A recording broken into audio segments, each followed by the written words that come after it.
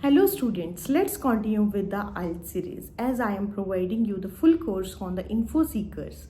So just keep on staying with me for learning this IELTS full course, as I had already provided you the task 1 academic writing section 1 videos, and here I am providing you the task 2, as task 2 is same for the academics as well as for the GT students.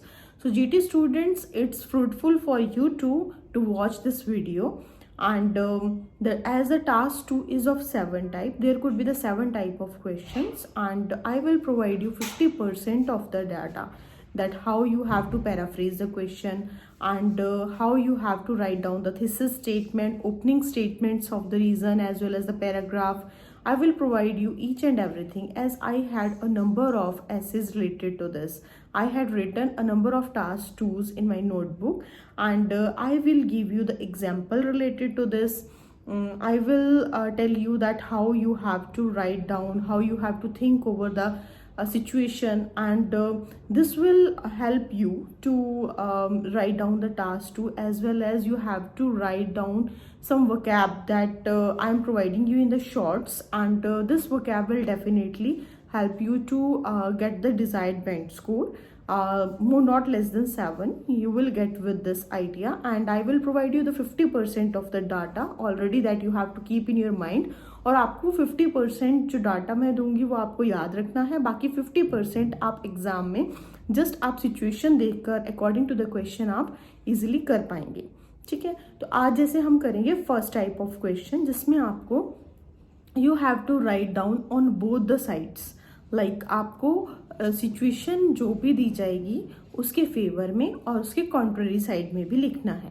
ठीक है, last में आपको अपना opinion add करना. ऐसा जब भी question आएगा फर्स्ट टाइप का, तो उसमें लास्ट में लिखा होगा discuss both the views and give your opinion. I will give you an example, and I will tell you that what you have to learn and how you have to perform such type of question. So let's do it, and I will tell you what's the how you have to paraphrase this question, and what is the thesis statement that you have to learn. Let's do it. See, as the question is, some people think that the teenage years are the happiest time of the people's life. Others think that adult life brings more happiness. In spite of greater responsibility, discuss both the views and give your opinion. जैसे कि हमें question दिया गया है, तो आपने क्या करना है, सबसे पहले यहाँ देखो, जैसे मैंने आपको बताया discuss both the views and give your opinion, तो आपको दोनों व्यूज इसके फेवर में भी लिखना है और इसके कॉन्ट्ररी में भी लिखना है. क्वेश्चन क्या है कि जो टीनेज ईयर है वो हैप्पीएस्ट टाइम होता है मोस्ट ऑफ द पीपल्स की लाइफ का, लेकिन कुछ लोग ये सोचते हैं कि जो एडल्ट लाइफ है वो ज़्यादा हमें हैप्पीनेस लेके आती है. बेशक वहाँ ज़्यादा रिस्पॉन्सिबिलिटीज़ होती हैं. ठीक है, तो पहले आप क्या करोगे, सबसे पहले जैसे जब भी ऐसा क्वेश्चन आए तो आपको ये जो क्वेश्चन है पहले इसको पैराफ्रेज करने से पहले लिखना है. It is widely held belief that this one. ये इतनी आप लाइन हमेशा लिख सकते हो जब भी डिस्कस बोथ द व्यूज आए. तो उसके बाद आपने क्या करना है, जो क्वेश्चन है उसको पैराफ्रेज करना है. पैराफ्रेज मीन्स क्या होता है कि आपको वर्डिंग चेंज करनी है, आप अपने अकॉर्डिंग उसको लिख सकते हो कि आप क्या समझते हो इस चीज़ से. तो जैसे मैंने लिखा है, while choosing for the best age period teenage is considered as most precious time. तो आपने पैराफ्रेज कर दिया, लेकिन उसने क्या कहा कि बोथ द व्यूज आपने डिस्कस करने हैं. तो आप इसमें उसके बाद ये जो लाइन है ये कॉमन रहेगी, thesis statement.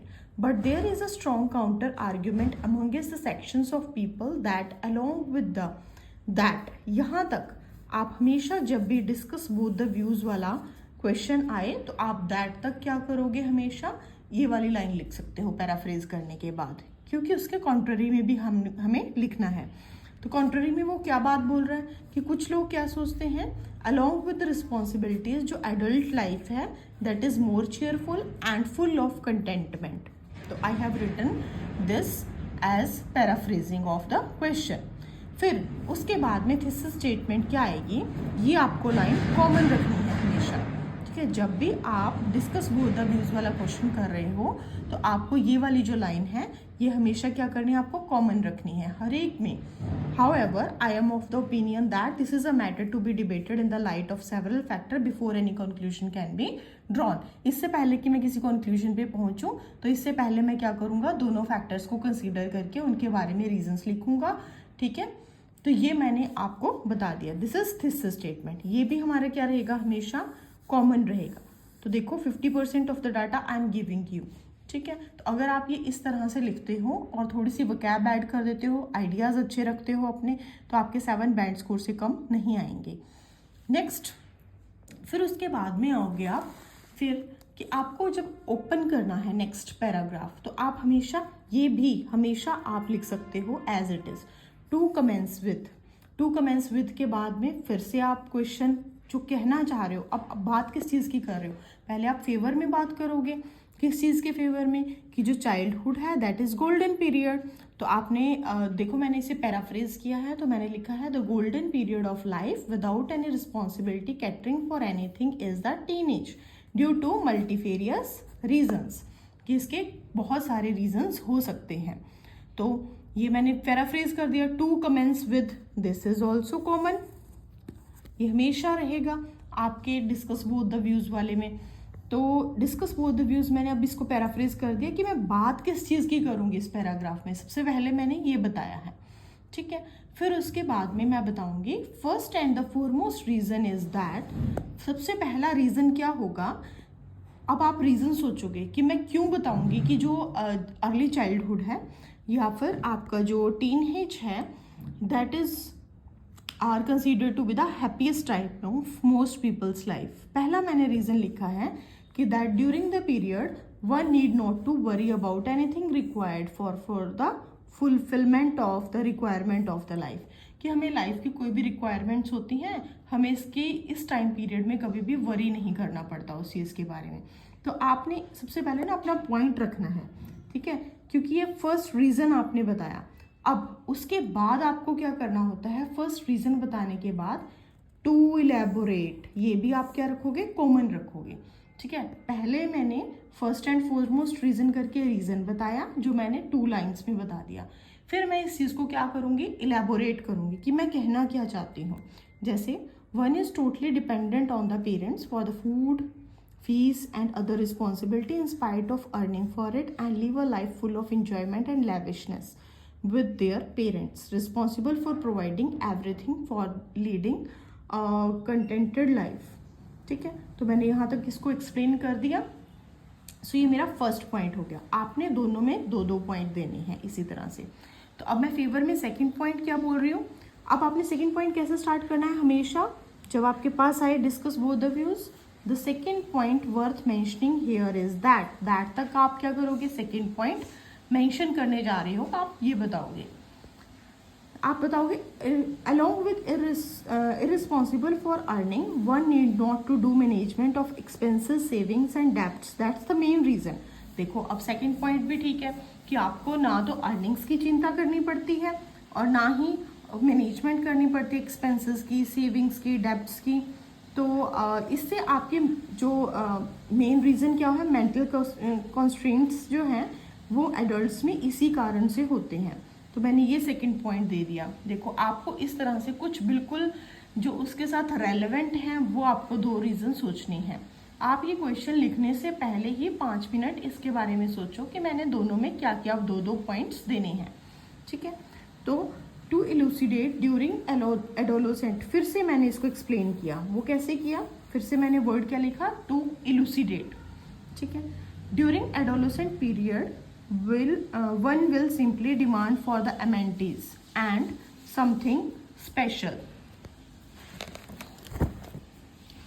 present from their parents and will spend all the amount on that person only instead of thinking about the other member of society, family and future.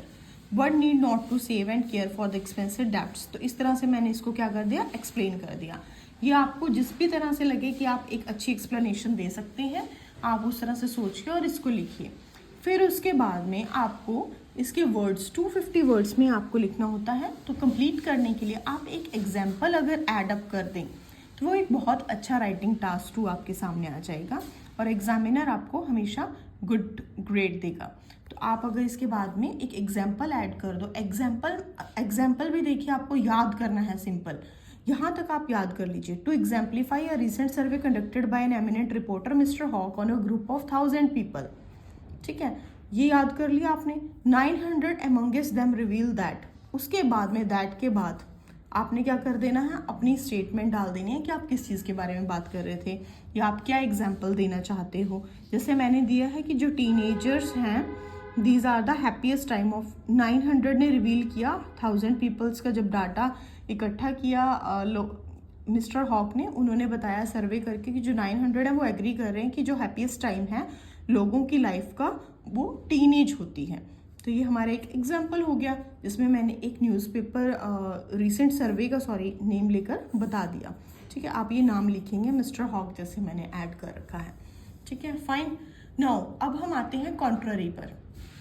On the contrary there are certain group of people who vehemently content that, ये line रहेगी आपको learn करनी है क्योंकि अब हम इसके opposition में बात कर रहे हैं। ठीक है, आप पैराग्राफ सेकंड जो डाल रहे हो वो उसके कॉन्ट्ररी में डाल रहे हो।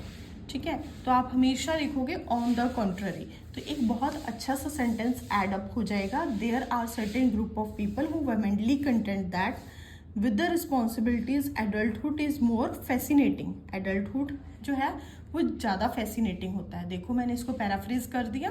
ठीक है, तो आप यहाँ तक there is a certain group of people who vehemently content that तक आप हमेशा एज इट इज लिख सकते हो। ठीक है, जब भी आपको उसके कॉन्ट्ररी में बात करनी होगी। तो फिर उसके बाद में आप जब इसका फर्स्ट पॉइंट लिखोगे तो आप कैसे स्टार्ट करोगे, प्राइमरी के साथ। Adults can do anything that at their own will and need not to take permission from the any other individual। तो ये मैंने बता दिया, फर्स्ट पॉइंट मैंने इसके फेवर में बताया। ठीक है, अब मैंने उसके कॉन्ट्ररी में बात कर दी। ठीक है, तो अब मैं फेवर में किसके चल रही हूँ, एडल्ट्स के फेवर में, कि जो एडल्ट्स की जो लाइफ है दैट इज मोर फैसिनेटिंग। ठीक है, तो अब मैंने इसको एक्सप्लेन किया, जो मैंने पहला पॉइंट दिया टू एक्सप्लीकेट करके। ठीक है, मैंने इसको एक्सप्लेन कर दिया। The teenagers have to take the permission of their parents for any initiative, and if not permitted, could emerge some obstacle wherein the adults are free to make and choose। फिर अब मैं एक और point बताऊंगी ना, तो मैं लिखूंगी furthermore the adults are more experienced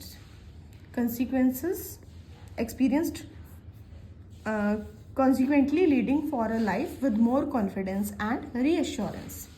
ठीक है, तो अब मैंने सेकंड पॉइंट बता दिया। अब आप सेकंड पॉइंट का एक्सप्लेनेशन किससे स्टार्ट करोगे, इन एडिशन करके। ठीक है, तो ये जो मैंने आपको अंडरलाइन करके चीज़ें दी हैं ये आप एज इट इज़ लिख सकती हो। इस तरह से आपको 50% डाटा कि कैसे आपको स्टार्ट करना है पैराग्राफ, रीजंस आपको कैसे स्टार्ट करने हैं। ठीक है, तो इस तरह से आपका जो टास्क 2 है वो बहुत अच्छे से लिखा जाएगा। तो मैंने ये सेकेंड पॉइंट भी एक्सप्लेन कर दिया। अब हम आते हैं जी लास्ट में उन्होंने कहा था कि अपना भी आपको व्यू देना है। तो जिस साइड आपको लगता है कि आपको ज़्यादा अच्छा लग रहा है आप वो वाली साइड पिकअप कर लोगे। जैसे after analysing both the views, मैंने दोनों व्यूज़ को एनालाइज किया और अब मैं I am of the opinion that, ठीक है, दैट द, अब मैंने यहाँ से क्या कर दिया, इस ओपिनियन के बारे में मैं बात कर रही हूँ। After analysing both the views I am of the opinion that. ठीक है, फिर जब मैं दैट के बाद लिखूंगी तो मैं बता दूंगी कि मैं किस बारे में, इज दैट एडल्टहुड जो है that is more amusing than being a juvenile age one can do anything, and कोई कुछ भी कर सकता है। Juvenile see the vocab. ठीक है, तो इस तरह से आप कुछ वोकैब भी ऐड करेंगे। तो मैंने बता दिया कि मैं किसके फेवर में बात कर रही हूँ। मैंने कहा कि मैं एडल्टहुड के बारे में, adulthood is more amusing for me. अब मैं इसके बाद में थोड़ा थोड़ा शॉर्ट में लिख दूंगी कि इसके 2 रीज़न जो मैंने ऊपर डिस्कस किए थे सेम मैं नीचे बता दूंगी। जैसे as one can do anything and can how manage expenses without anyone's permission, and adult can take their decision at their own as a result of being capable due to experience and confidence। इस तरह से आपको task 2 perform करना है। So hope so students आपको ये समझ आया होगा, और मैं ये टास्क 2 जो मैंने आज डिस्कस किया है, discuss both the views and give your opinion, I will share you in the comment section, और मैं आपको इसकी जो थीसिस स्टेटमेंट है प्रॉपर वो मैं आपको शेयर कर दूंगी। यू कैन विजिट, और if you like it please like share and comment.